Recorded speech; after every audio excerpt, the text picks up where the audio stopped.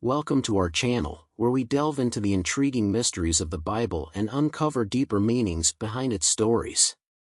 In today's video, we explore one of the most puzzling questions in Scripture: why was the Messiah named Jesus when the prophet Isaiah clearly said he would be called Emmanuel?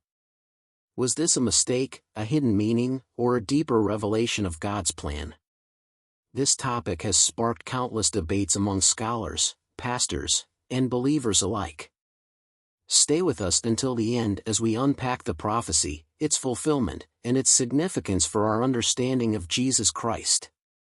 Don't forget to hit that like button and subscribe for more thought-provoking content. The question begins with Isaiah 7 verse 14, a verse that many of us know: "The virgin will conceive and give birth to a son, and will call him Immanuel." The name Emmanuel translates to God with us, a powerful declaration of God's presence. This prophecy, spoken to King Ahaz during a time of great distress, promised hope and deliverance. It was a sign that God himself would intervene in human history. Fast forward 700 years to the Gospel of Matthew. In Matthew 1 verses 21 to 23, an angel tells Joseph in a dream that Mary will give birth to a son, and he should name him Jesus. Matthew then quotes Isaiah's prophecy, saying this fulfills the promise of Emmanuel.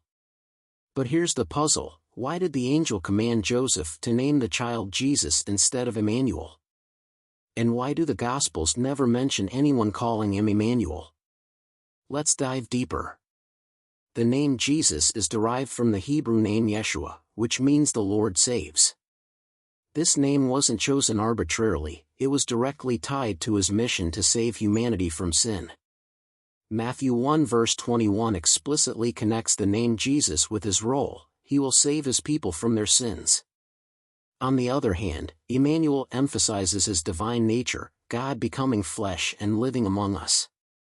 Together, these two names reveal two essential truths about Jesus: his mission and his identity. It's worth noting that in the Bible, names often carry deep symbolic meanings. For example, Abram was renamed Abraham, meaning father of many nations, to reflect God's covenant with him. Similarly, the names Jesus and Emmanuel aren't just labels, they're messages about who Jesus is and what he came to do. Some critics argue that this discrepancy challenges the accuracy of biblical prophecy. They ask, if Isaiah specifically mentioned Emmanuel, why wasn't Jesus ever called that name during his lifetime? One explanation is that Emmanuel wasn't meant to be a literal name but a symbolic title. Just as Jesus is called the Lamb of God, the Messiah, and the Prince of Peace, Emmanuel serves as a description of his divine nature rather than his given name. This interpretation suggests that Jesus fulfilled the meaning of Emmanuel by embodying God's presence with us. The prophecy wasn't about what people would call him day to day, but about the profound truth that God would dwell among humanity in the form of Jesus. Another perspective focuses on the dual roles of Jesus. His given name highlights his mission to save, while Emmanuel points to his divine presence.